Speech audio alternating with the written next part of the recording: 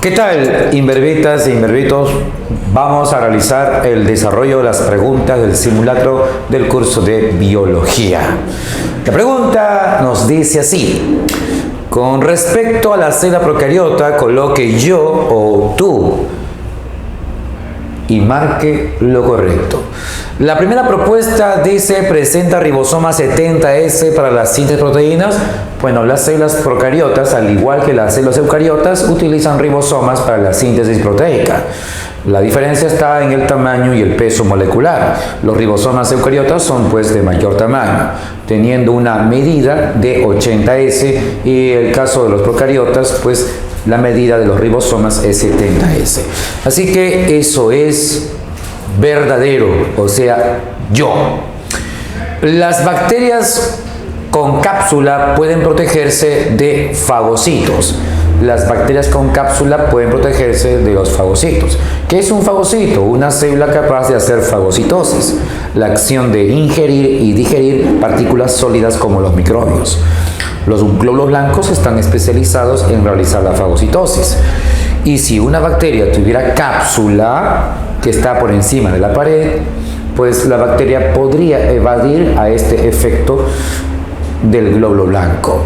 Así que eso es verdadero como yo. Tiene ADN circular a nivel de la membrana citoplasmática. El ADN circular no se encuentra a nivel de la membrana citoplasmática, sino está dispersa en el citoplasma, en una región llamada nucleoide. Así que eso es falsaza. Una bacteria puede conjugar un plásmido a otra bacteria. El plásmido es un pequeño ADN circular extra. No todas las bacterias tienen plásmido, pero aquellas que tienen plásmido pueden transferirle a otras bacterias. Claro que para que ocurra esto, el plásmido tiene que duplicarse, y así una réplica pasaría a la otra bacteria que no presenta ninguna réplica de este plásmido. Esto pasaría, este ADN llamado plásmido, pasaría a través pues de una estructura que se llama pilus, el famoso pilus sexual, que se forma durante el proceso de la conjugación. Así que eso es verdadero como yo. La respuesta sería entonces, sería burras.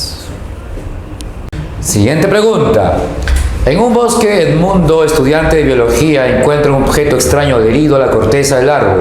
Él, al llevarse a su casa una muestra del objeto, observa a través de su microscopio que es una masa de células, la muestra de ese objeto, del cual ahora está convencido que se trata de un ser vivo.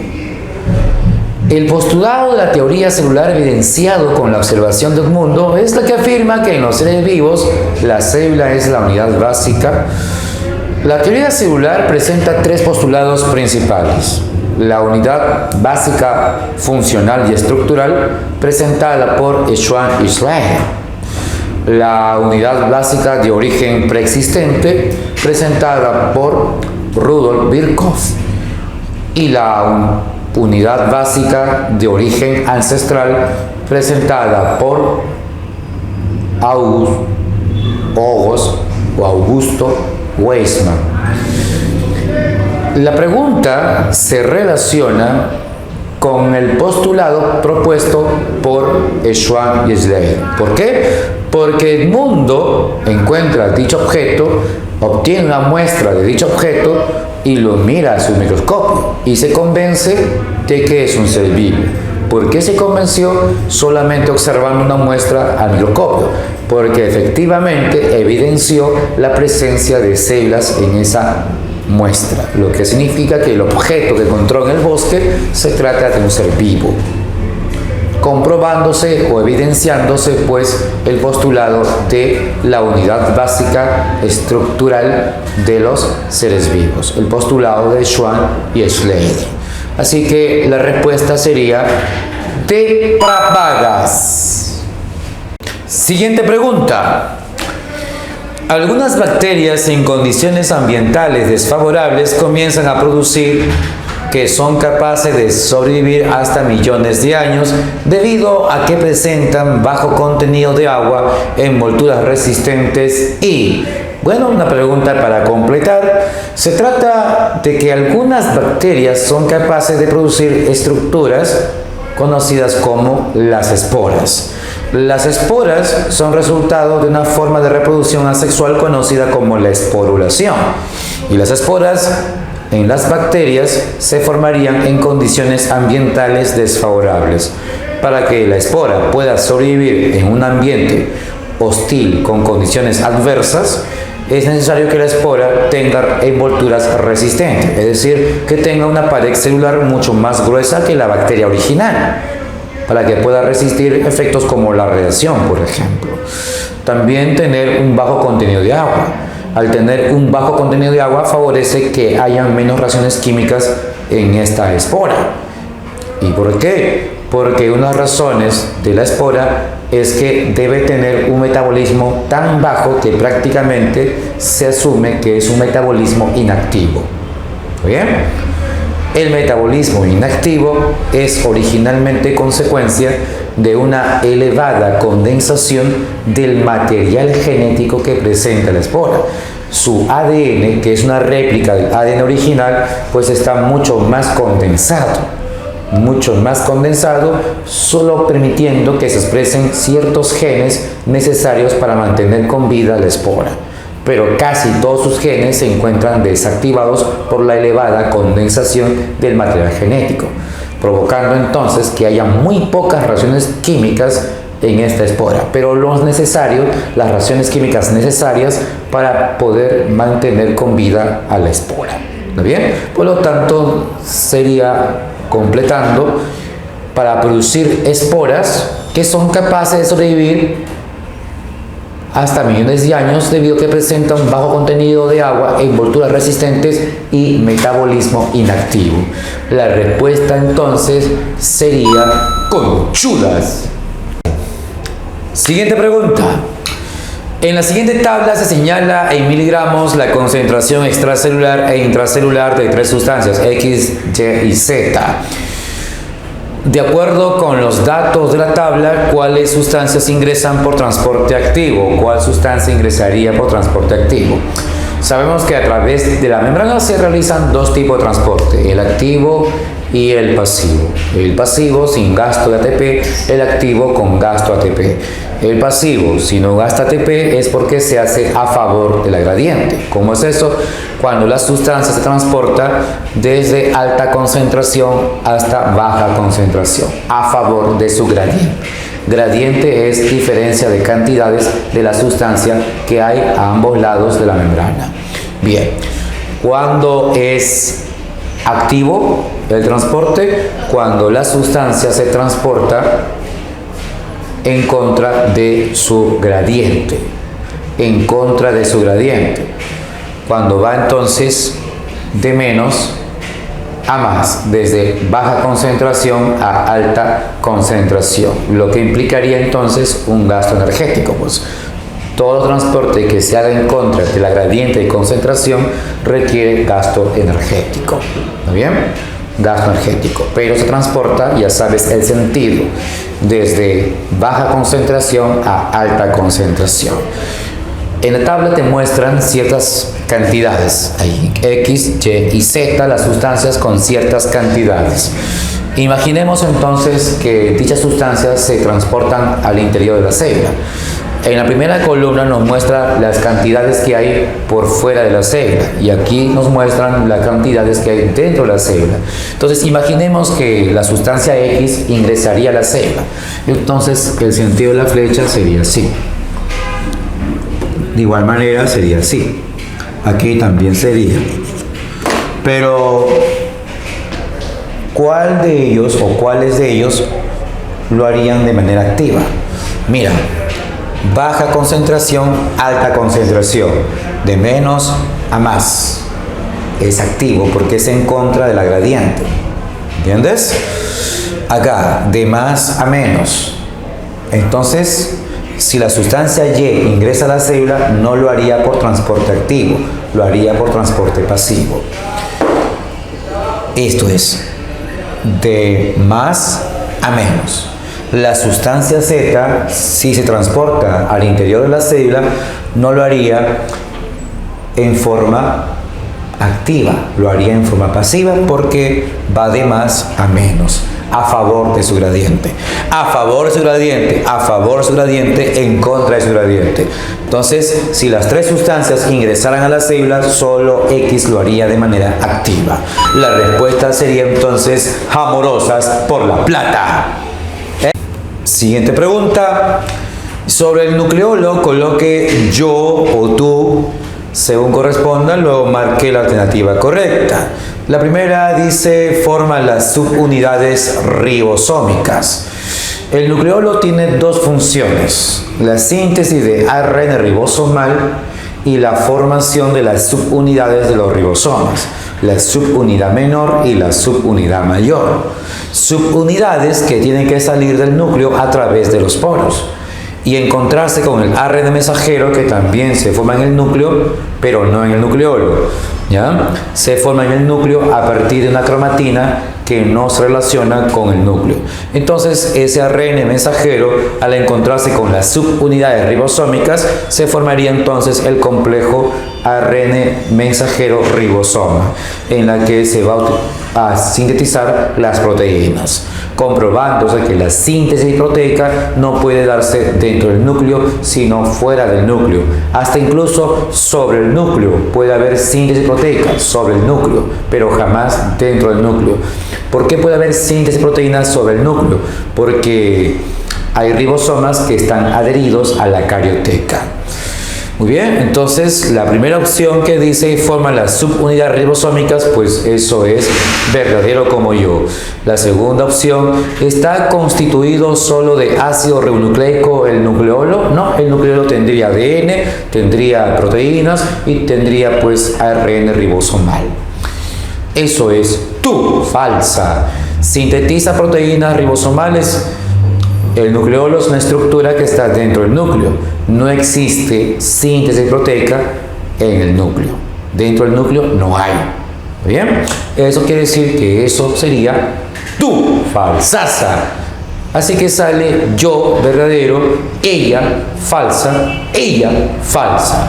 La respuesta sería entonces amorosas por la plata. Siguiente pregunta. Tipo de transporte activo que se presenta a nivel de membrana citoplasmática por la cual se liberan de la célula lípidos y proteínas. Bueno, sabemos que en la célula hay el transporte masivo. El transporte masivo o en masa se realiza de dos maneras, en la forma endocitosis y en la forma exocitosis. En la forma endocitosis es transporte masivo hacia adentro de la célula y en la forma exocitosis es el transporte masivo hacia afuera de la célula.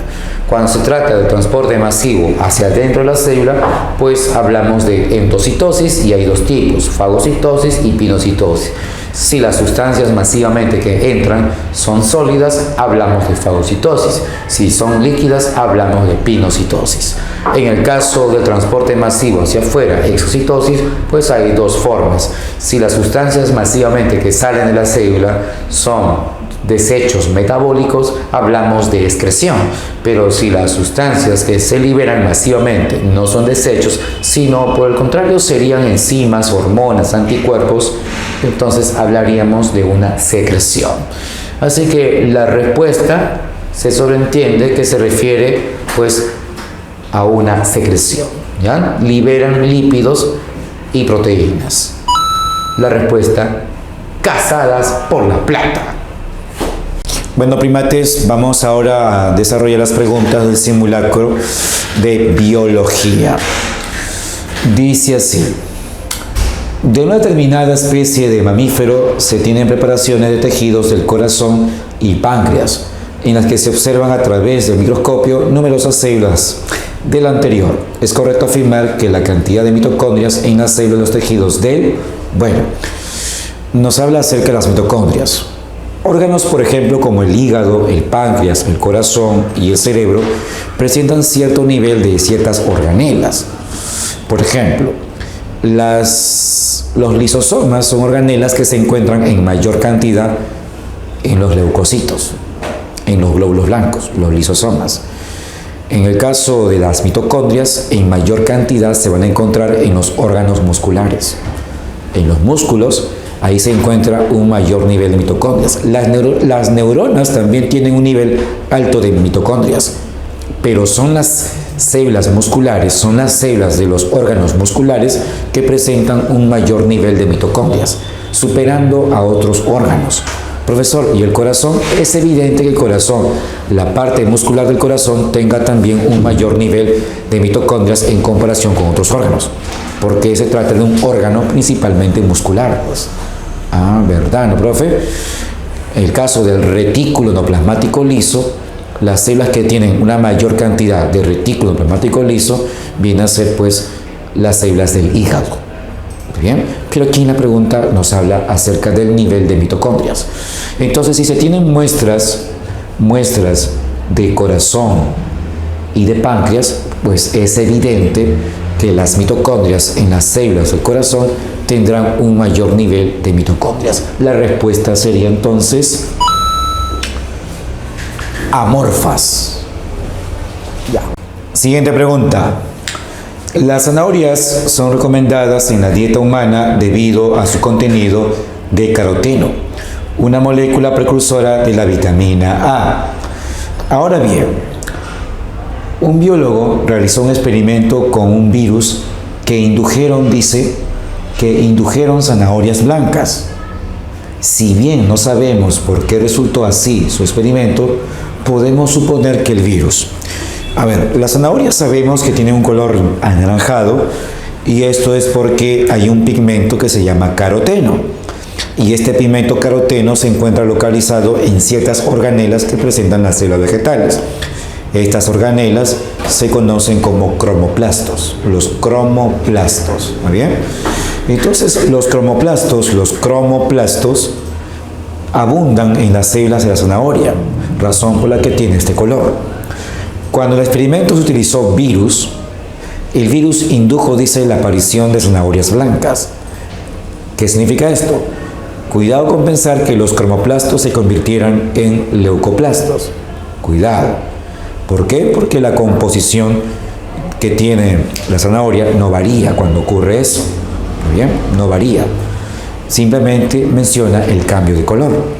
Ah, cuando es así, entonces quiere decir que los cromoplastos han sido destruidos, ¿ya? Los cromoplastos se han destruido y al destruirse los cromoplastos, los pigmentos dejaron de producirse, ¿está bien? Así que la respuesta sería, ocasionó la pérdida de los cromoplastos de las células. Esa es la respuesta, conchudas. Siguiente pregunta. Proceso celular durante el cual a nivel del citoplasma las organelas deterioradas en exceso o mal formadas son digeridas por los lisosomas para luego reciclarse sus componentes resultantes. Bueno, en una célula sabemos que si la célula atrapa partículas sólidas, las ingiere y las digiere, eso se llama fagocitosis, ¿sí o no? Claro. Sabemos que cuando se forma la vacuola que atrapa a esa partícula sólida, esa vacuola, como es fagocitosis, entonces se llamaría vacuola fagocítica. Luego esa vacuola se fusiona con un lisosoma para ser digerido.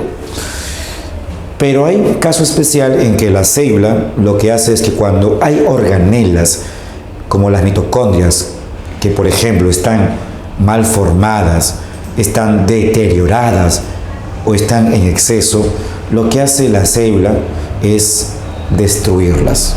¿Y cómo las destruye? Pues las encierra en ciertas vacuolas que se llamarían vacuolas autofagocíticas. Estas vacuolas se forman a partir del retículo endoplasmático. Parte del retículo endoplasmático envuelve entonces, por ejemplo, a una mitocondria que está deteriorada y esa mitocondria queda atrapada en esa vacuola autofagocítica. Y luego un lisosoma se fusiona con esa vacuola. para lograr la digestión de esa mitocondria. Y así entonces sus componentes obtenidos de la mitocondria van a ser reutilizados. O también puede ocurrir que esa mitocondria podría estar bien formada, bien nuevecita, pero aún así la célula la digiere. ¿Y por qué? Quizás porque le faltan nutrientes, está en estado de ayuno. Cuando la célula está en estado de ayuno, entonces también haría eso con ciertas organelas, como las mitocondrias, y también haría lo mismo con ciertos peroxisomas.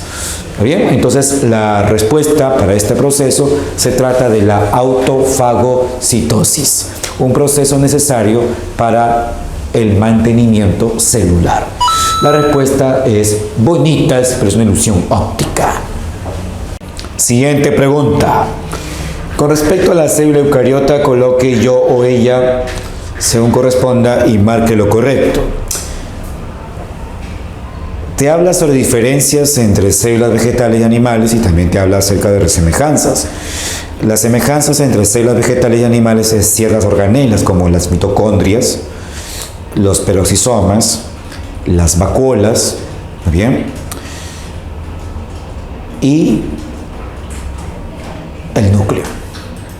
También el retículo plasmático y el aparato de Golgi, estructuras en común, y los ribosomas, claro. Hay diferencias, por supuesto, la célula animal presenta diferencias. Tendría como organelas lisosomas, centrosoma, cilos y flagelos. En el caso del vegetal, ¿qué habría? Habría glioxisomas, plastidios como cromoplastos, leucoplastos y cloroplastos. Y también una estructura equivalente al centrosoma en cuanto a función, que se llamaría casquete polar. Las envolturas también serían diferentes: parex celular para la célula vegetal y glucocálix para la célula animal.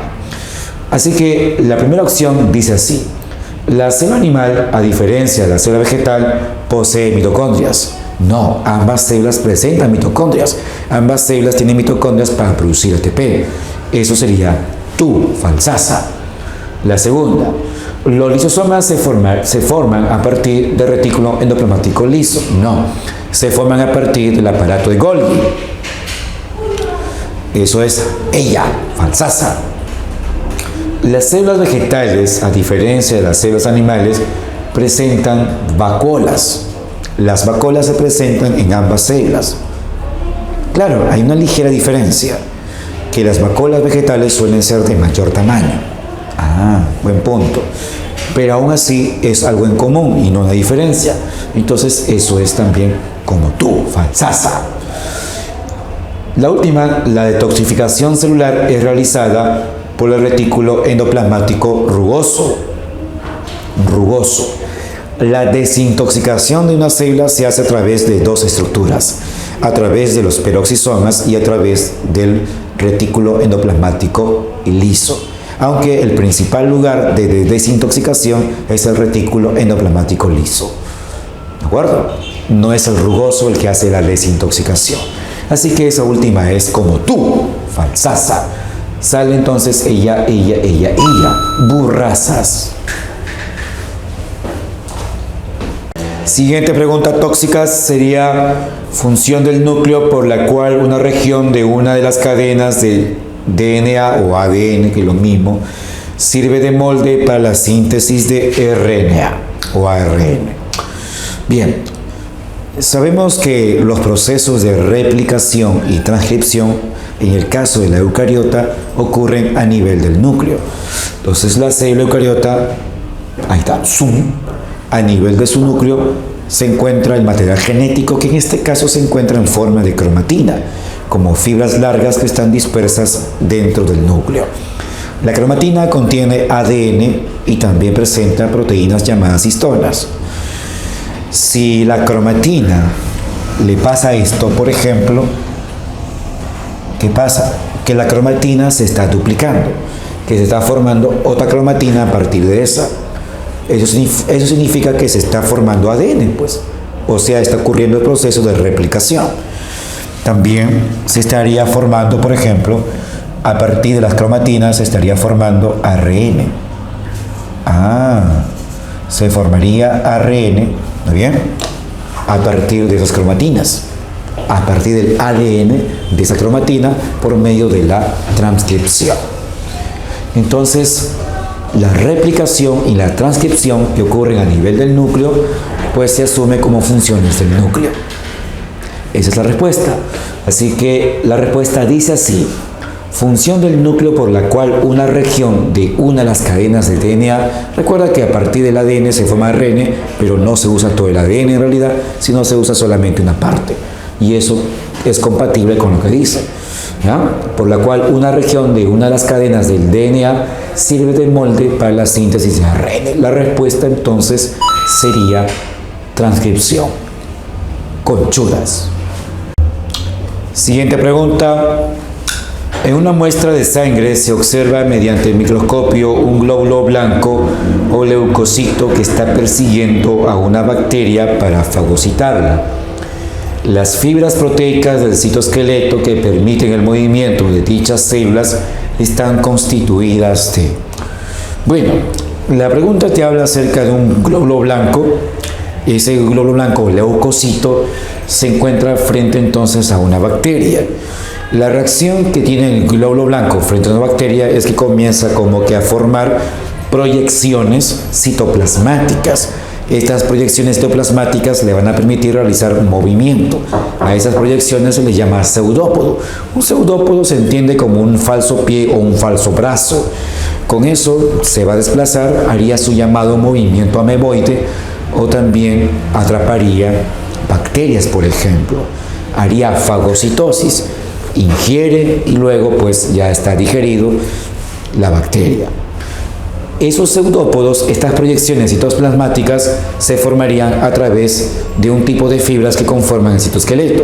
Recuerda que el citoesqueleto está hecho de microtúbulos, microfilamentos y filamentos intermedios. Los responsables de causar movimiento son los microfilamentos. ¿Por qué? Porque son fibras contráctiles, ya que están hechos de una proteína contráctil conocida como actina. Así que la respuesta sería entonces Cojinova, tu enamorado. Bueno, imberbes e imberbas, ahora vamos a desarrollar entonces el simulacro del curso de biología del tema de fotosíntesis 1 y función de nutrición.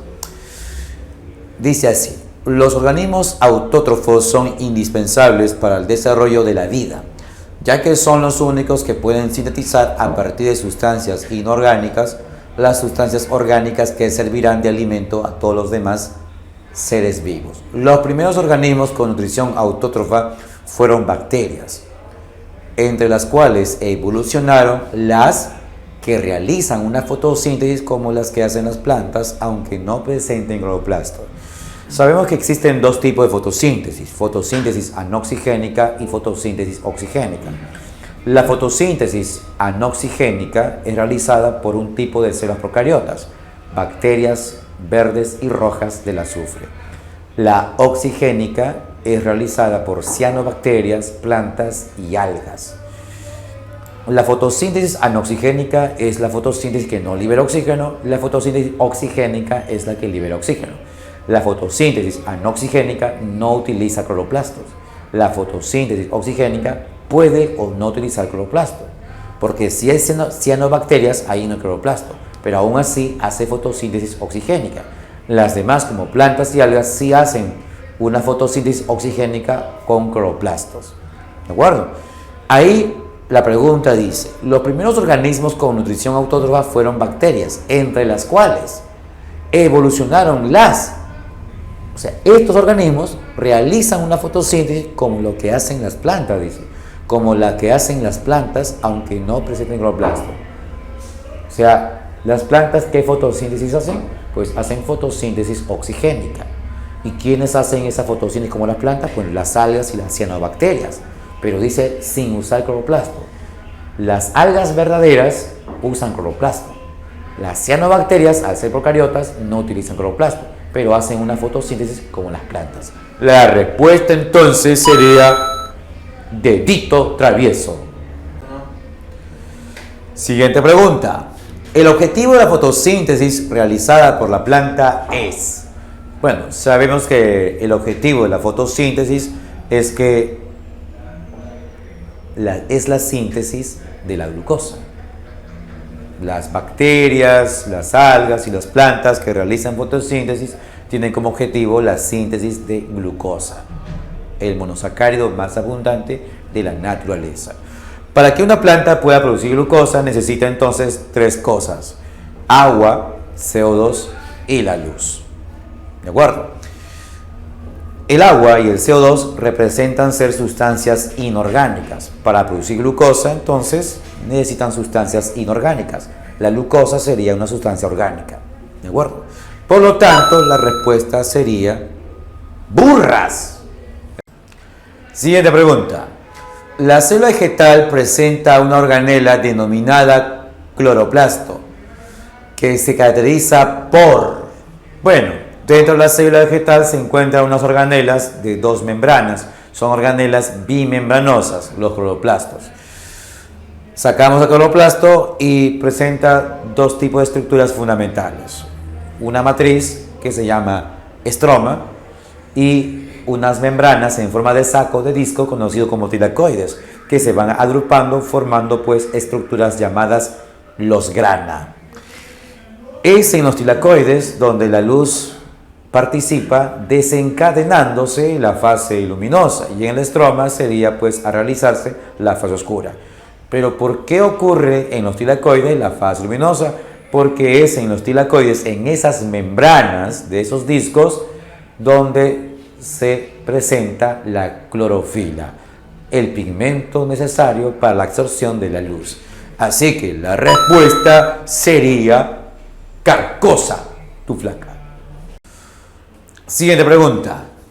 Marque la secuencia correcta de si es yo o si eres tú, señorita, en referencia a la nutrición de las bacterias. La primera dice: los heterótrofos obtienen el carbono del anhídrido carbónico, o sea, del CO2. Sabemos que según la fuente de carbono, pues tenemos autótrofos y heterótrofos. Los autótrofos consiguen carbono de sustancias inorgánicas, siendo el más usado el dióxido de carbono, mientras que los heterótrofos consiguen carbono de las sustancias orgánicas que consumen con sus alimentos. ¿De acuerdo? Así sería. Entonces, esa primera parte es falsaza. Los quimiorganótrofos oxidan sustancias inorgánicas para obtener energía. ¿Qué es eso? Bueno, según la fuente de energía primaria, los organismos podrían ser fotótrofos o quimiótrofos. Fotótrofos si consiguen energía ATP, energía química, por conversión de la luz, o ser quimiótrofos si consiguen ATP por oxidación de sustancias. Si las sustancias que se oxidan son orgánicas, entonces los quimiótrofos pasarían a llamarse quimiorganótrofos. Y si oxidan sustancias inorgánicas para conseguir ATP, los organismos pasan a llamarse quimiolitótrofos. Así que esa opción sería falsa. Los fotótrofos absorben la radiación solar, pues eso es verdadero, para así conseguir el ATP. La respuesta sale bisexual, tu amiga. Tóxicas y venenosas. La siguiente pregunta es así: Nitrobacter es una bacteria que vive en ambientes ricos en amonio y nitrito, como los sistemas de tratamiento de aguas residuales. Para suplir sus requerimientos energéticos suele oxidar amonio y nitrito convirtiéndolos en nitrato. Además, necesitan fijar dióxido de carbono. De acuerdo a esto se puede deducir nutricionalmente se trata de una bacteria. Nitrobacter es una bacteria que dice que utiliza CO2 y para conseguir energía, es lo que dice, utiliza amonio y nitrito. ¿De acuerdo? Son sustancias inorgánicas, de ello consigue energía y además utiliza CO2 como fuente de carbono. Por lo tanto, es autótrofo y es quimiolitótrofo. O sea, es una bacteria quimiolitótrofa o una autótrofa quimiosintética. La respuesta entonces sería amorosas por el bono. Siguiente pregunta, tóxicas. Dice sí.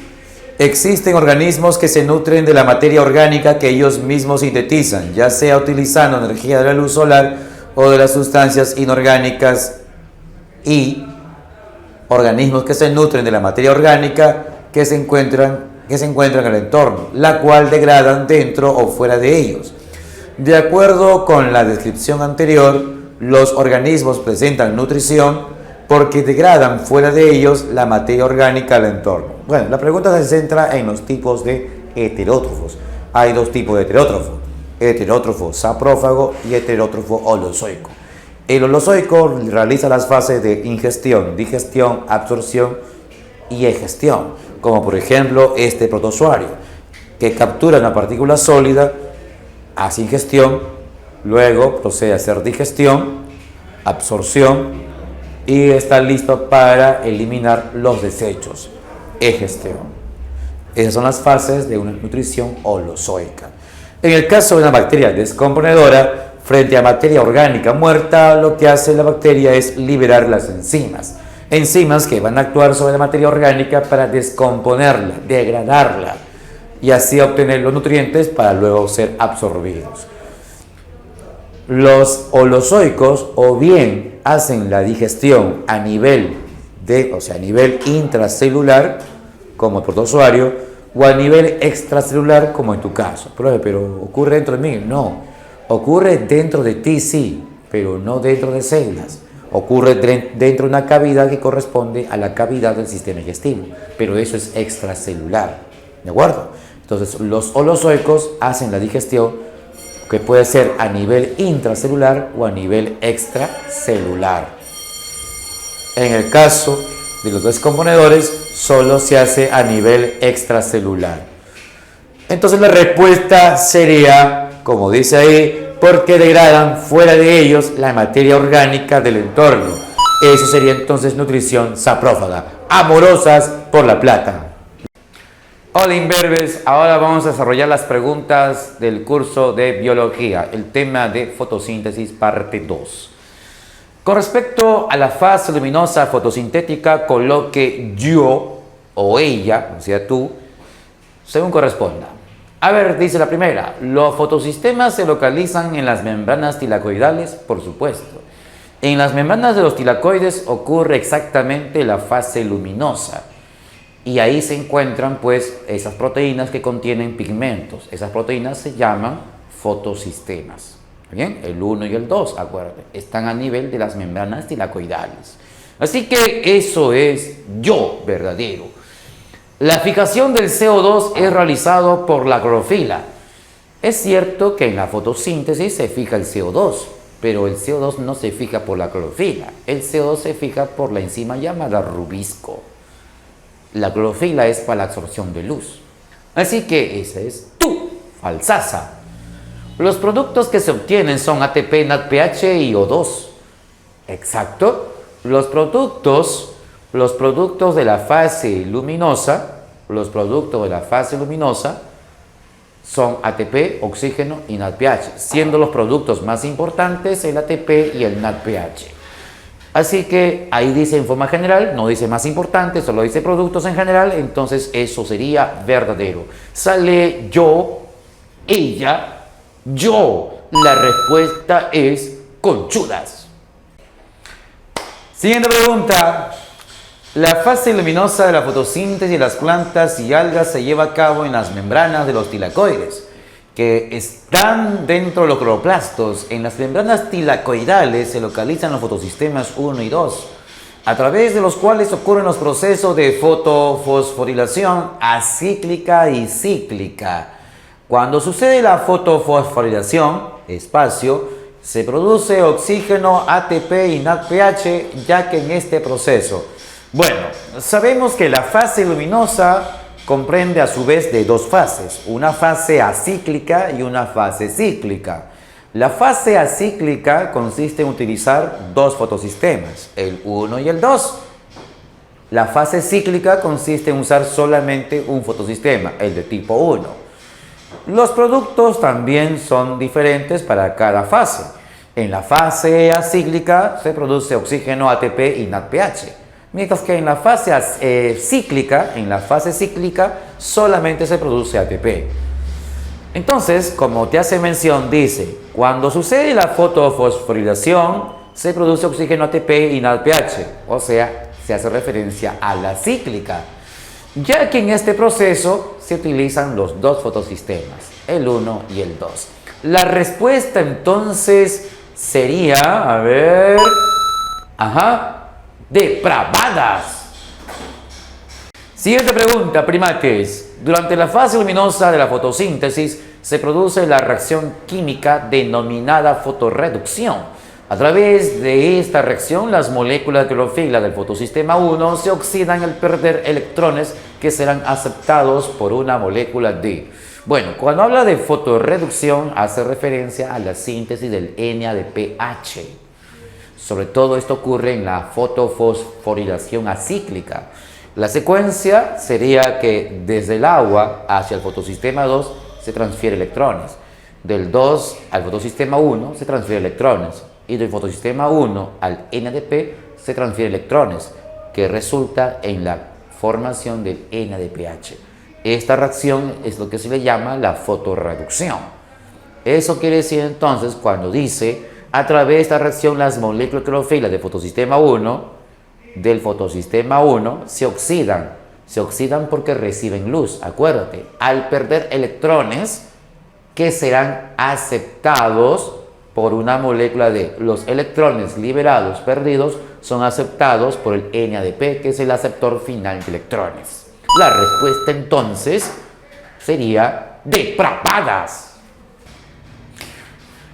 Siguiente pregunta, imberbes. Observe la siguiente ecuación química. H2O, flechita, 2 electrones, 2 protones, más media molécula de oxígeno. Esta ecuación representa la reacción química conocida como, la cual se lleva a cabo en la fase de la fotosíntesis. Pregunta simple, sencilla, por supuesto. Se evidencia de que es la ecuación química de la fotólisis. Reacción química que ocurre en la fase luminosa. Cuando la molécula de agua sufre fotólisis, quiere decir que se rompe estos enlaces, los enlaces covalentes. Al producirse la ruptura de los enlaces covalentes de una molécula de agua, se supone entonces que este oxígeno queda separado de estos dos hidrógenos. Los oxígenos se separan y esto se le llama entonces media molécula de oxígeno. O sea, si tú simplificas, te sale O, nada más. ¿Te das cuenta? No es que sea una molécula completa. Se liberan 2 electrones. ¿Por qué se liberan 2 electrones, profe? Al romperse los enlaces, pues. Al romperse los enlaces, escucha bien, al romperse los enlaces se liberan 2 electrones. Sin embargo, cada electrón corresponde para cada hidrógeno, o sea, un electrón del hidrógeno y otro electrón de este hidrógeno. O sea, profe, exactamente los electrones no lo pierde el oxígeno, exacto, lo pierden los hidrógenos. ¡Achuma! Y por lo tanto, como los dos átomos de hidrógeno perdieron su electrón, recuerda que un átomo de hidrógeno solo tiene un electrón, un protón y un electrón. Y al perder los electrones, cada átomo de hidrógeno se representa como así, como un ión, como un catión, hidrogenión, o simplemente le llamamos protón. Entonces serían 2 protones, porque solamente tienen ahora su único protón y cada hidrógeno perdió su electrón. Por lo tanto, no es correcto en sentido estequiométrico pensar que a partir de una molécula de agua se va a liberar una molécula de oxígeno. No es correcto. La forma estequiométrica correcta sería entonces que para liberar una molécula de oxígeno deben romperse 2 moléculas de agua. Entonces, si tú multiplicas 2 por O y así obtienes entonces O2. ¿Te das cuenta? Entonces deben romperse 2 moléculas de agua para liberar una molécula de oxígeno. La respuesta es entonces amorosos y siempre fieles. Bien, la siguiente pregunta es: el ciclo de Kelvin se inicia con la etapa de la carboxilación o fijación del CO2. En la etapa de reducción se produce gliceraldehído 3-fosfato.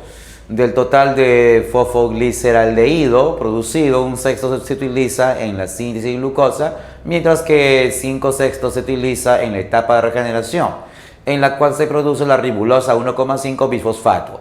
De acuerdo con lo anterior, si se produce la fijación de 48 moléculas de CO2, ¿cuántas moléculas de glucosa serán sintetizadas? Bueno, el texto parece un tanto engorroso, ¿verdad?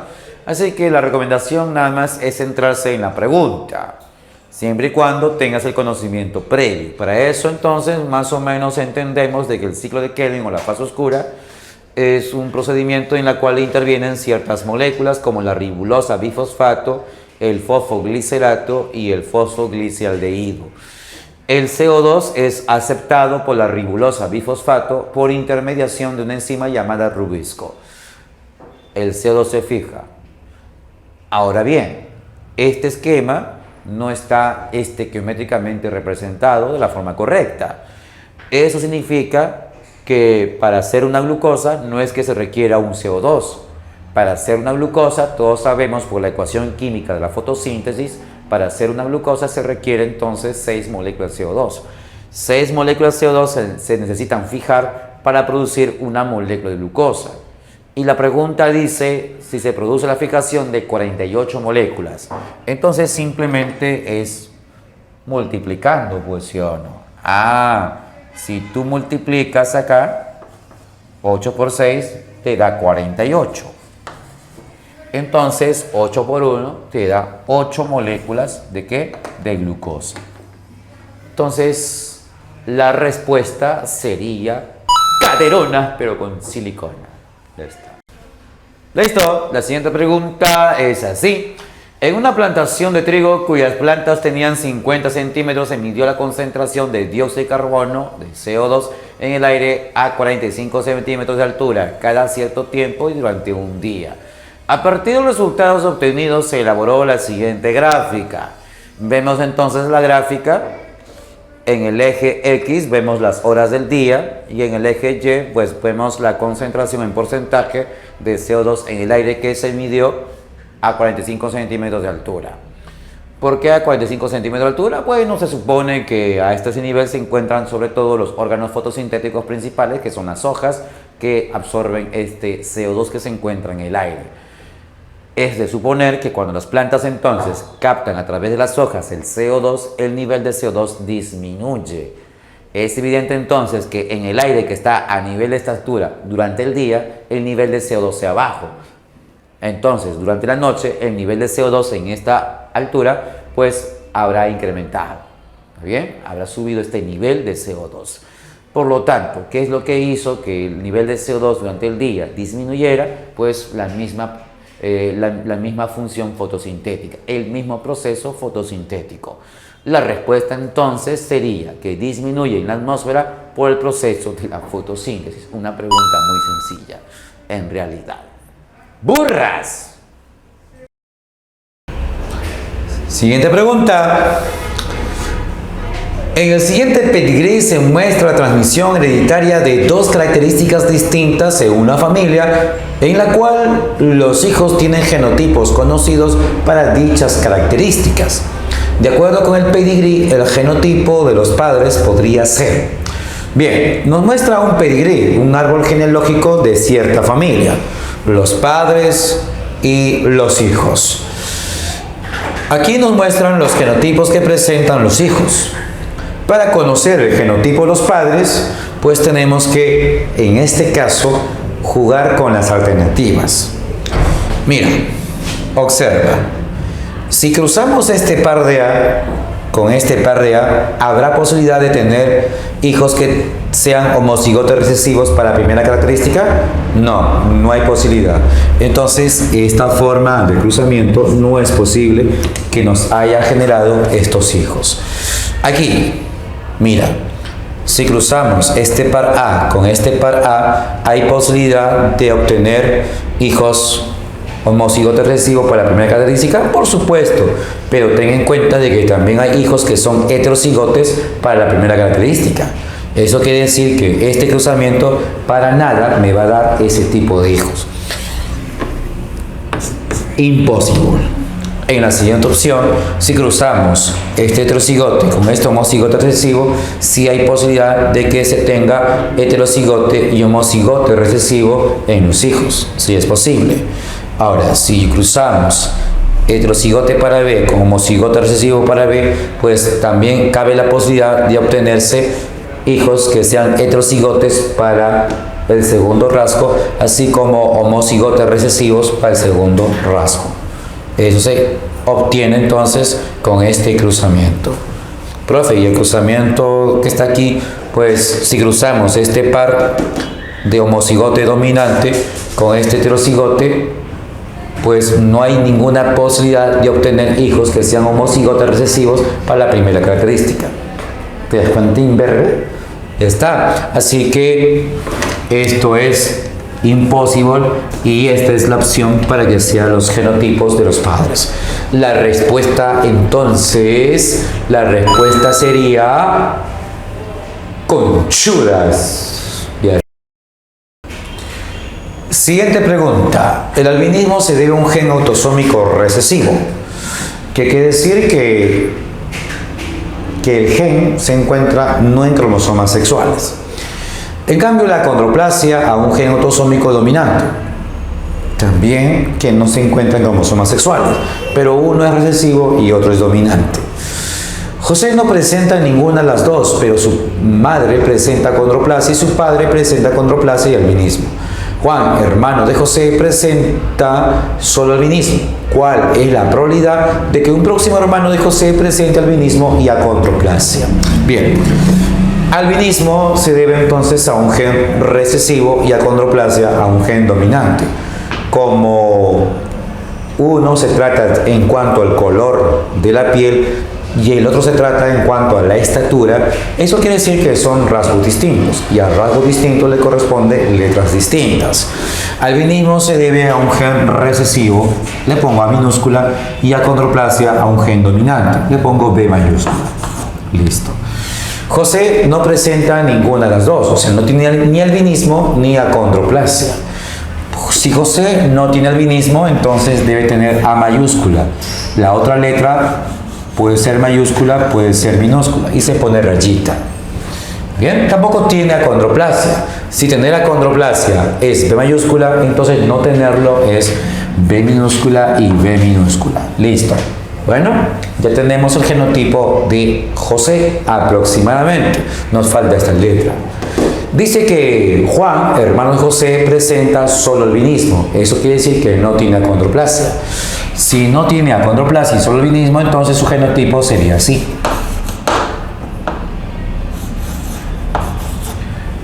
Ah, ¿verdad? No, profe, claro, no tenerlo es B minúscula. Pues exacto. Muy bien, entonces ahí tenemos el caso de Juan. Muy bien. Y nos habla también de José. José dice no presenta ninguna, perdón, nos habla del padre de José. Dice, a ver, pero su madre presenta acondroplasia y su padre presenta las dos. Bueno, eso me hace suponer que la madre solo tiene acondroplasia en comparación con el padre. A ver, la madre solo tiene acondroplasia, es lo que yo supongo, ¿no? A ver, la madre presenta acondroplasia.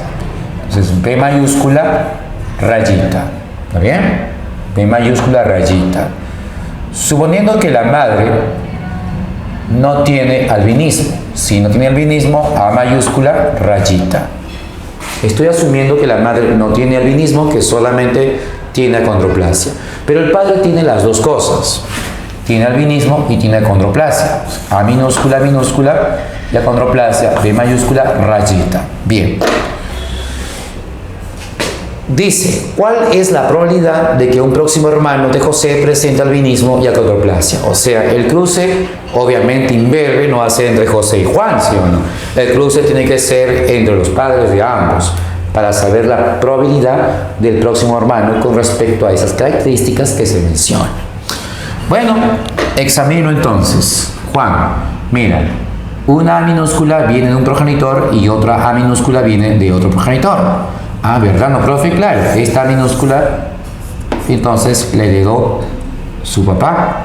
Y esta A minúscula, entonces, lo heredó su mamá. Ah, ¿verdad? No, profe, claro, pues ahí está. Entonces, es razonable. Bien. Ahora, en caso de las B, una B minúscula, entonces tiene que venir de un progenitor. De hecho, que entonces, su padre tiene que tener una B minúscula, pues, para que entonces la otra B minúscula lo tuvo que haber heredado su mamá. Listo, ya tengo el cruzamiento completo. Entonces, mi cruzamiento que yo tengo que hacer, tendré que hacer así, pues. Este es el cruzamiento que tiene que realizarse. De esa manera. Bien, ¿y qué nos pide? Nos pide la probabilidad de que un próximo hermano de José presente albinismo y achondroplasia, o sea, que tenga las dos características. ¿Cómo así, profe? O sea que ese próximo hermano sería A minúscula, B mayúscula y B minúscula. Así. ¿Está bien? Entonces, escucha. Para hallar la probabilidad de que el próximo hermano de José tenga albinismo y tenga achondroplasia, tenemos que hallar entonces las probabilidades por separado. El método consiste en cruzar este par de A con este par de A. Y cuando cruzas este par de A con este par de A, ¿cuál es la probabilidad de que te salga homocigoto recesivo? Pues sale un medio. Un medio. Ahora, si cruzas este par de B con este par de B, ¿cuál es la probabilidad de que los hijos tengan B mayúscula? Y la siguiente letra puede ser mayúscula o puede ser minúscula. Pues tú sabes que al cruzar este par B con este par B es un cruzamiento monohíbrido, ¿sí o no? 1, 2, 1. El último 1, el 1, es un homocigoto recesivo. B minúscula, B minúscula. Y B minúscula, B minúscula no tiene esta forma, ¿sí o no? En ese resultado, los homocigotes dominantes para B y los heterocigotes para B sí tienen esta forma, ¿sí o no? Sí, profesor. ¿Y cuánto sale eso? Eso sería 3 de 4. 3 de 4. Entonces, el resultado sería 3/8. Esa es la respuesta. La respuesta sería dedito de furia. Siguiente pregunta, dice, en el cruce de una planta dihíbrida con otra de línea pura, con caracteres dominantes, los tipos de gametos para cada progenitor se dan respectivamente. Muy bien. Este es el cruzamiento que plantea un dihíbrido cruzado con uno de línea pura, con caracteres dominantes. Línea pura es homocigote y habla de que tiene caracteres dominantes, entonces es un doble homocigote dominante. Para hallar la cantidad de gametos, los tipos de gametos, pues simplemente sería aplicarle la formulita, el 2 elevado a la n, para hallar el número de gametos. ¿Está bien? Donde n es igual al número de heterocigotes. Entonces, lo que hago es esto. De este genotipo, ¿cuántos tipos de gametos se formarían? Este par es hetero, este par es hetero. Por lo tanto, aquí sería 2 elevado al cuadrado. Y eso me da entonces el valor de 4. Ahora aquí, ¿cómo aplicaríamos el 2 a la n? Pues ahí no hay ningún par hetero, todos son pares homocigotes. Eso quiere decir entonces que la fórmula tendría que ser así: 2 elevado a la 0. O sea, ningún par es heterocigote en este genotipo. Y eso me da entonces el valor de 1. Por lo tanto, este progenitor me da una cantidad de 4 gametos y este me da una cantidad de un solo tipo de gameto. No me piden cruzamiento, solo cantidad de gametos. La respuesta entonces sería amorosas por la plata. Siguiente pregunta con respecto al sistema sanguíneo ABO, coloque si es yo o si es ella.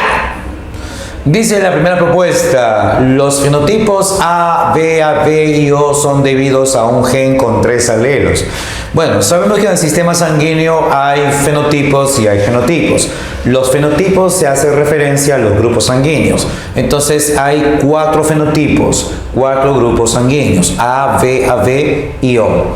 Y por cada fenotipo hay determinados genotipos. Para el grupo A hay entonces genotipo homocigote dominante y hay genotipo heterocigote. Para el grupo B hay genotipo homocigote dominante y también hay genotipo heterocigote. Para el grupo AB solo hay una alternativa de genotipo, heterocigote codominante. Para el grupo O también solamente existe un genotipo determinado, que viene a ser homocigote recesivo. Si nos damos cuenta, en el caso de los genotipos, recuerda que los genotipos están representados por letras. Los genes se representan con letras. Eso quiere decir que ahí vemos el gen IA mayúscula, vemos el gen IB mayúscula y también vemos el gen I minúscula. Eso quiere decir que el gen presenta 3 variantes: IA mayúscula, IB mayúscula, I minúscula. Son 3 variantes de un mismo gen. A este caso se le llama alelismo múltiple. Y eso justamente dice, los fenotipos A, B, AB y O son debidos a un gen con 3 alelos. Es decir, ese gen tiene 3 variantes. Eso es yo, verdadero. Todos los grupos de sangre presentan 2 genotipos. Todos los grupos de sangre, pues sabemos que AB y O solo tienen un tipo, solo tienen nada más un tipo de genotipo. ¿Está bien? Ya está. Eso sería entonces falsaza. En el grupo AB, los alelos IA mayúscula y B mayúscula son parcialmente dominantes. No, son alelos completamente dominantes. ¿Por qué? Porque en el caso del grupo AB, los 2 alelos, ninguno domina el otro. Los 2 dominan al mismo tiempo sin que se mezclen las características. Por eso la persona tiene tanto rasgos del grupo A como rasgos del grupo B. Es un caso de codominancia. Así que eso sería falsa. ¿Ya? Son completamente dominantes, no parcialmente dominantes. Entonces sale así. Sale yo, ella y ella. La respuesta sería Carcoso tu enamorado. Continuamos con la pregunta. Dice, la visión fotópica o diurna es mediante pigmentos que se producen en la retina y cuyos colores son verde, rojo y azul. Los genes que codifican los pigmentos verde y rojo se localizan en el cromosoma X, mientras que el gen que codifica el pigmento azul se encuentra en el cromosoma 7. De lo anterior se puede inferir que los genes que originan los pigmentos verde y rojo presentan herencia. Bueno, nos dice que los genes que codifican los pigmentos verde y rojo se localizan en el cromosoma X. Aquí entonces está el gen para el verde y el gen para el rojo. ¿Ya? Ahí está, en el cromosoma X. Esos genes que están en el X no están en el Y. ¿Muy bien?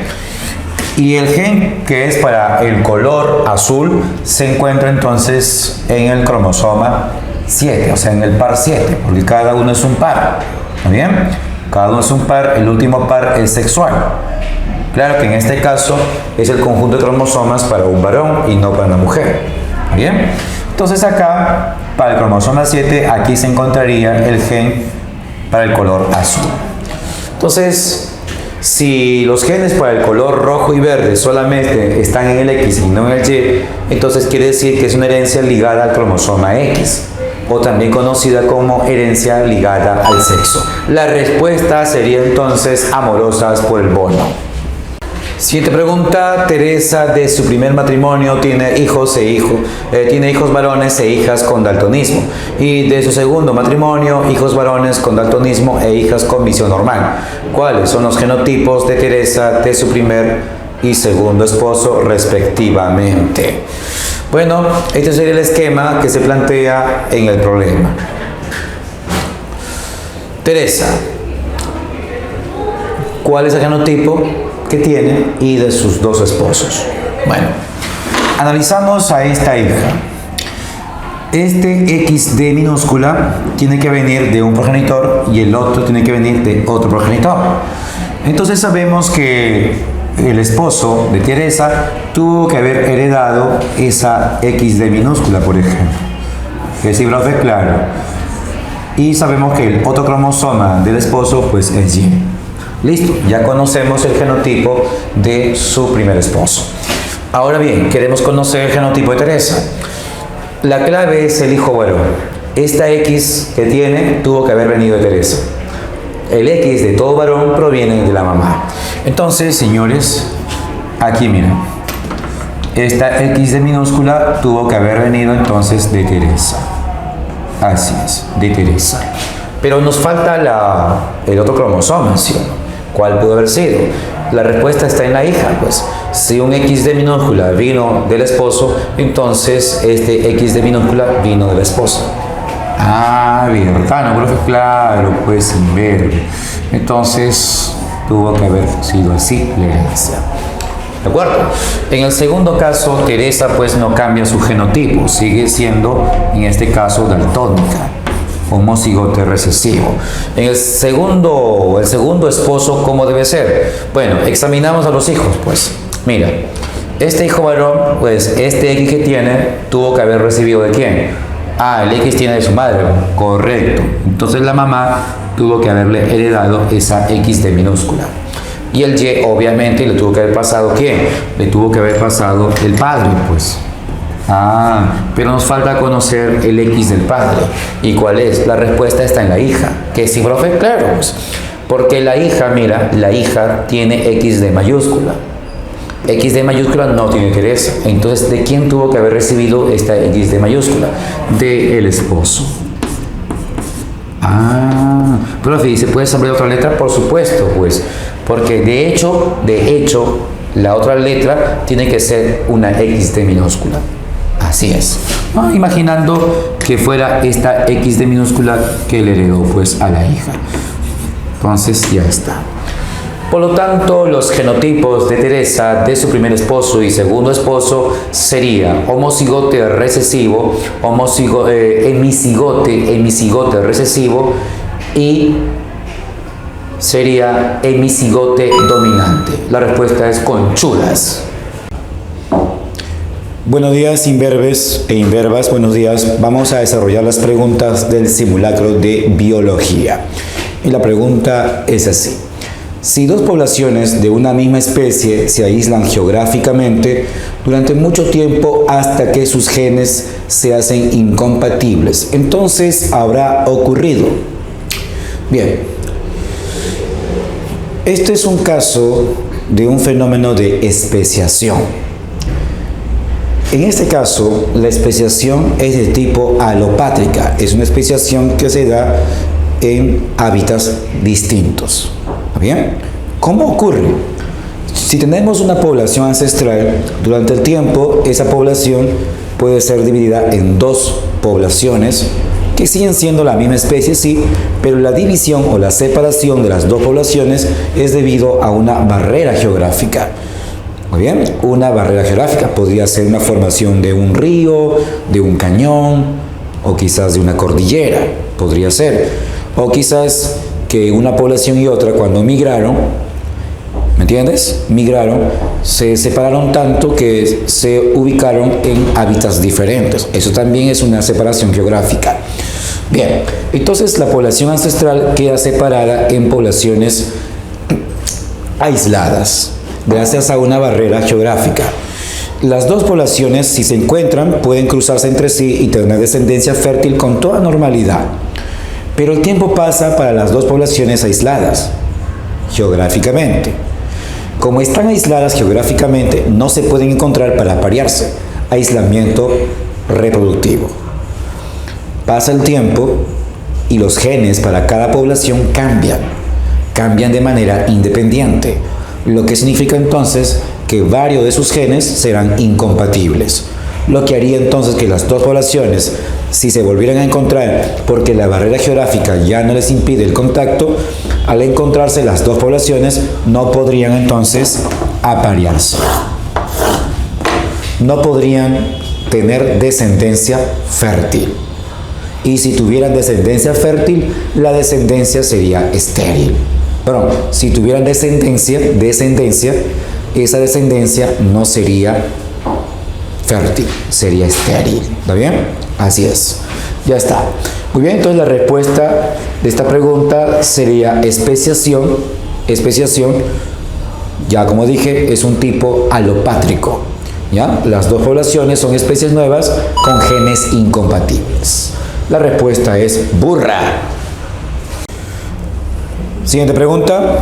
Dice así: se realizó un estudio sobre las cucarachas del bosque demostrándose que la mayoría son resistentes a un insecticida que se usa constantemente en los cultivos cercanos.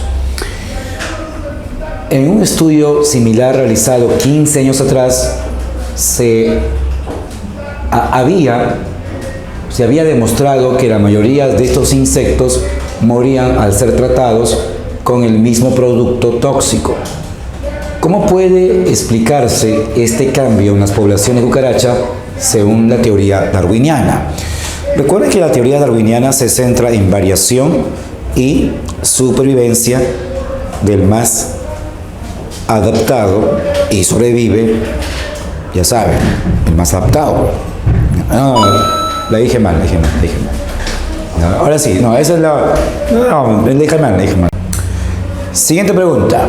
Se realizó un estudio sobre las cucarachas del bosque demostrándose que la mayoría son resistentes a un insecticida que se usa constantemente en los cultivos cercanos.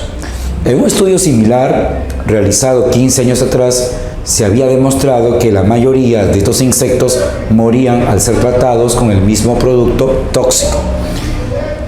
¿Cómo puede explicarse este cambio en las poblaciones de cucarachas según la teoría darwiniana? Recuerden que la teoría darwiniana se centra en variación que hay en las poblaciones y entre esas variaciones uno va a sobresalir, ¿sí o no? O sea que las variaciones van a ser sometidas a una lucha por la supervivencia, en la que sobrevive el más adaptado. Eso es principio darwiniano, lo que se llama también la selección natural. Bien, si tenemos una población de cucarachas, esa población de cucarachas pues presenta variación, y la variación tendría cucarachas resistentes a un insecticida y cucarachas no resistentes al insecticida. ¿Está bien? Cuando se aplica el insecticida durante un tiempo determinado, pues se va a terminar por eliminar a las cucarachas que no sean resistentes, mientras que se deja con vida a las cucarachas que sí son resistentes. La resistencia que tienen las cucarachas no fue precisamente estimulada su desarrollo por el insecticida.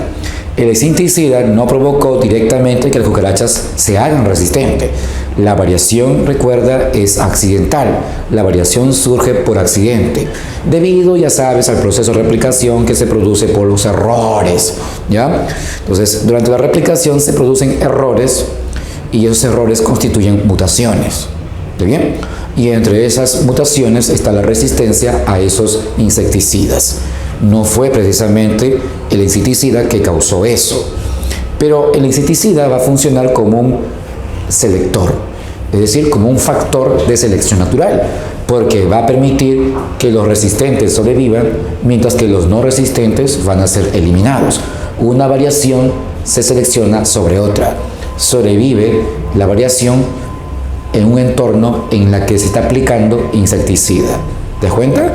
Por eso al final del tiempo lo que vemos más serían cucarachas resistentes. Cuando una variación tiene ventaja sobre otra, con el paso del tiempo va aumentando la cantidad de esta variación. ¿Por qué? Porque los que sobreviven transmiten estas características a su descendencia con mayores probabilidades, y eso hace que en la descendencia haya más de este rasgo. Pasa el tiempo y así va aumentando ese rasgo, ya que permite la supervivencia de esas cucarachas en este caso. ¿De acuerdo? Eso es lo que pasa.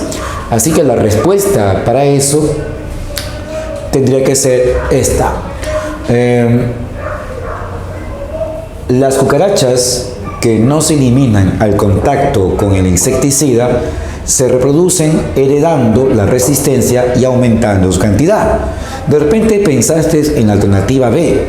Durante las exposiciones frecuentes al insecticida, las cucarachas adquieren resistencia, que después se hereda, adquieren. O sea que debido al insecticida adquirieron ese rasgo, esa resistencia y luego lo heredaron. Eso es lamarckiano, eso no es darwiniano. ¿No bien? Imberbe. Así es, así sería. La respuesta entonces sería conchudas. Siguiente pregunta.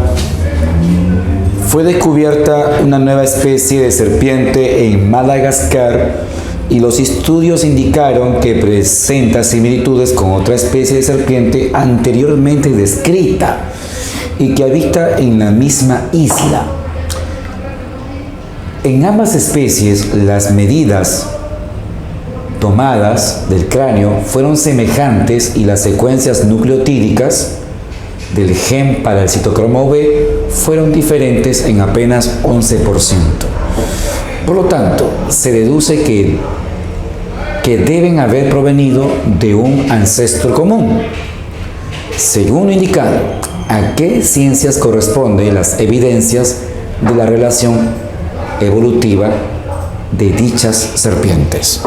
Bien, señores, ¿cuáles son las pruebas evolutivas? Son diversas pruebas. Las pruebas de la paleontología, como los fósiles, las pruebas de la anatomía comparada, cuando se habla acerca de estructuras homólogas, estructuras análogas, bioquímica comparada, cuando se analizan proteínas y ácidos nucleicos, se estudian sus secuencias para encontrar pues relaciones evolutivas.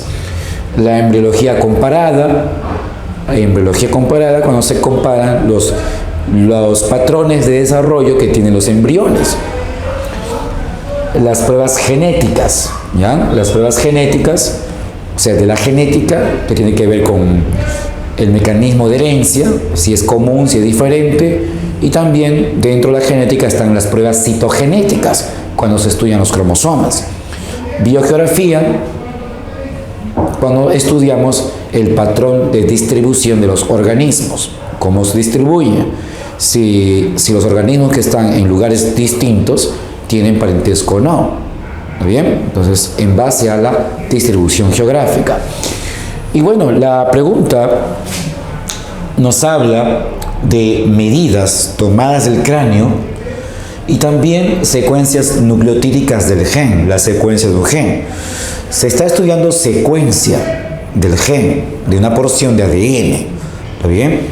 No es precisamente genética esto. Claro, habla del gen, pero no está hablando de que el gen se transmite de esta manera, no. Está hablando de una secuencia de ese gen. ¿Y qué ciencia es tú la secuencia de un gen? Eso viene a ser bioquímica comparada o biología molecular, para ser más preciso. Entonces la respuesta que tiene que ver con esta pregunta sería pues anatomía comparada y también sería bioquímica comparada. La respuesta entonces sería Durex. Está barato. Siguiente pregunta. Científicos australianos, al estudiar la composición del veneno del 100 pies y de la araña, descubrieron que muchas toxinas de la secreción venenosa de ambos organismos, escucha bien, venenosa, son proteínas con acciones y formas moleculares similares, aunque están codificadas por genes diferentes.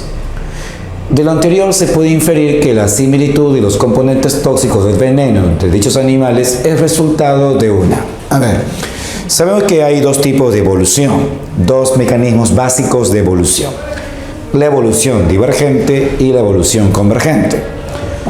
La evolución divergente es cuando a partir de una especie determinada se originan dos o más especies, pero que por lo general van a resultar tener adaptaciones diferentes.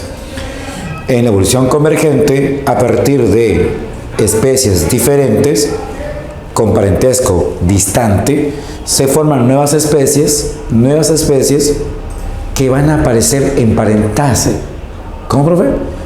O sea que a partir de diferentes especies emparentadas de manera distante, se van a obtener nuevas especies, 2 o más nuevas especies, pero que van a resultar estar aparentemente emparentadas. ¿Y por qué? Por la presencia de adaptaciones semejantes. Pero que en verdad no están emparentadas.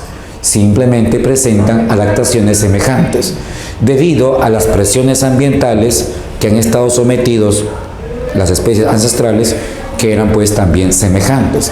Ante presiones ambientales semejantes, organismos que están emparentados muy distante, pues pueden desarrollar adaptaciones semejantes, es decir, una coincidencia evolutiva por las mismas presiones ambientales o presiones ambientales semejantes.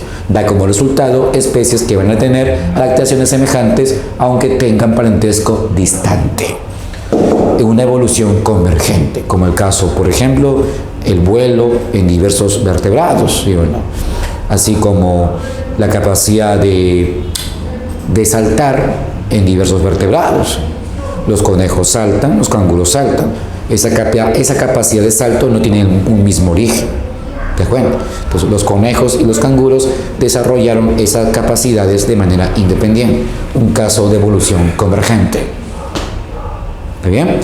En la pregunta dice: científicos australianos, al estudiar la composición del veneno del ciempiés y de la araña, descubrieron que muchas toxinas de la secreción venenosa de ambos organismos son proteínas con acciones y formas moleculares.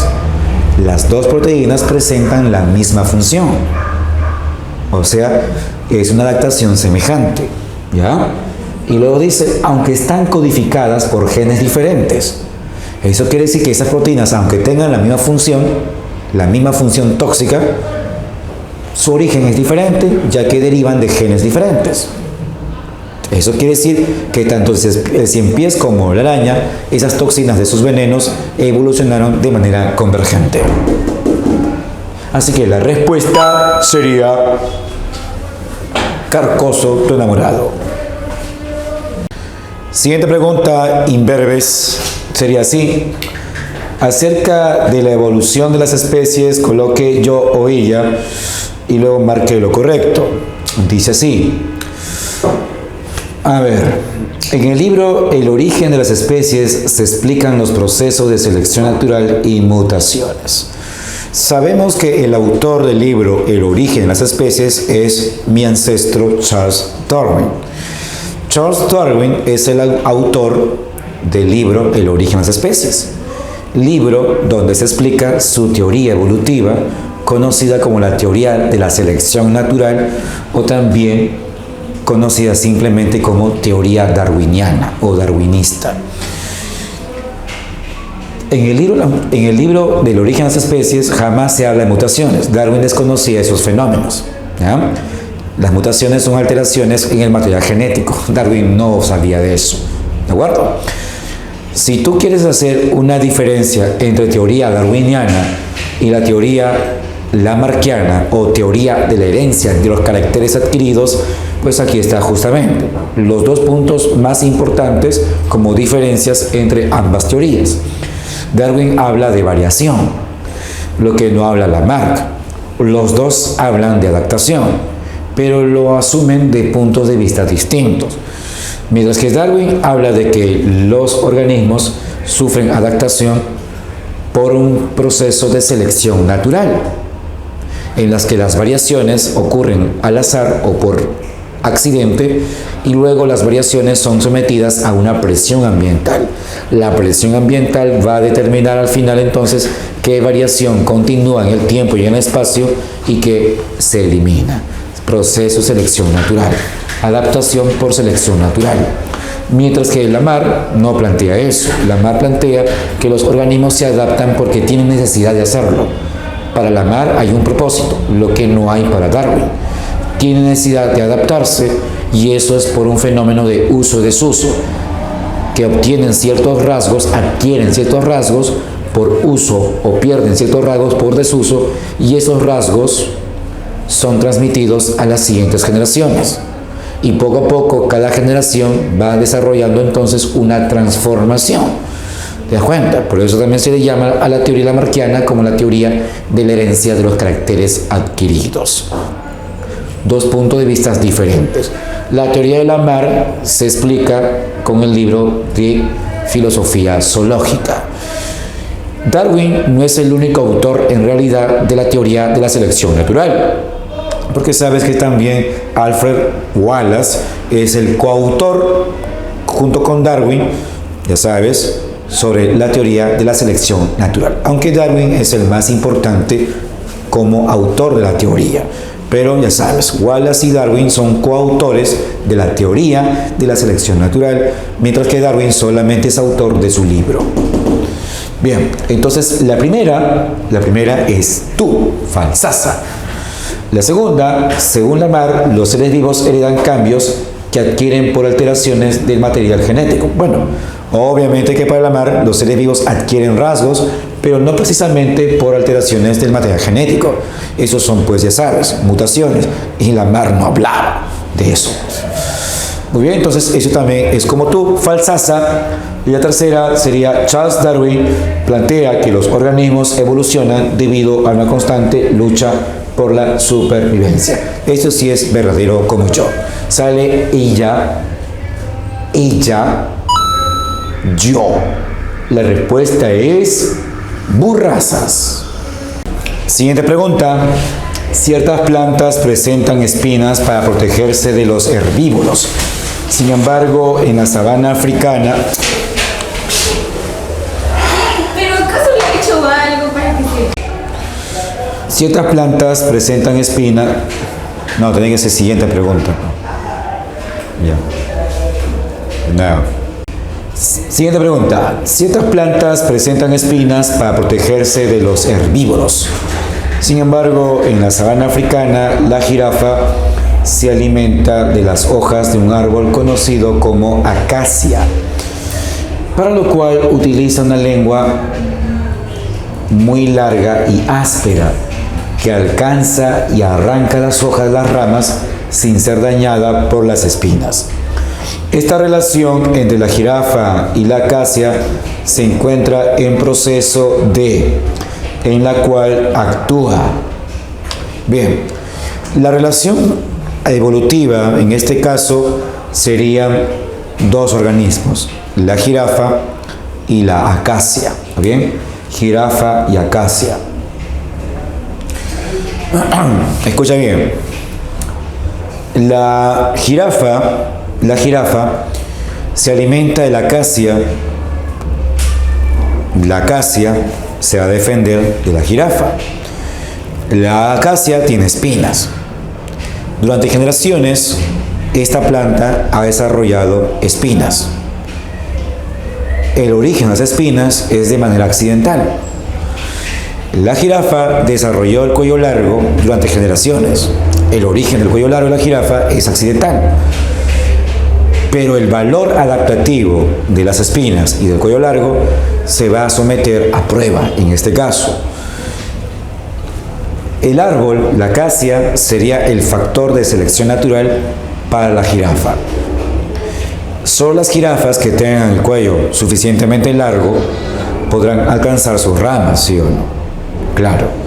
Pero también solo las jirafas que tengan una lengua áspera y larga, lo suficiente para poder alcanzar las ramas más distantes y evitar el daño de las espinas, son aquellas jirafas que van a lograr entonces sobrevivir. Porque ¿de qué vale alcanzar las ramas cuando de repente no puedas alimentarte de las hojas debido a las espinas? Las jirafas entonces están siendo sometidas a un proceso de selección natural. Y el factor selectivo, el factor de selección natural para la jirafa sería la acacia. La lucha por la supervivencia sería entre las jirafas, pero el factor de selección sería la acacia sobre las jirafas. Y de igual manera, solo las acacias que puedan desarrollar espinas para protegerse de los herbívoros serán capaces de sobrevivir. Si una jirafa, por ejemplo, intenta comerse una acacia que tiene espinas ya quizás más aguzadas, más gruesas, pues le será difícil poder comer una rama que tenga esas espinas. Esto significa entonces que la jirafa tratará de evitar aquellas acacias que ya son muy espinosas o que tengan espinas más gruesas. Las acacias con espinas más gruesas, más desarrolladas, son aquellas acacias que van a lograr sobrevivir. Entonces, la lucha por la supervivencia sería entre las acacias y el factor de selección natural para las acacias sería la jirafa. Entonces, la adaptación de un organismo está acoplada a la adaptación de otro organismo. Es como una respuesta evolutiva frente a otra. ¿Me entiendes? Este es un caso de coevolución. Una coevolución donde claramente hay un proceso de selección natural debido a la interacción de dos organismos. La respuesta sería entonces coevolución y selección natural. Dedito de furia.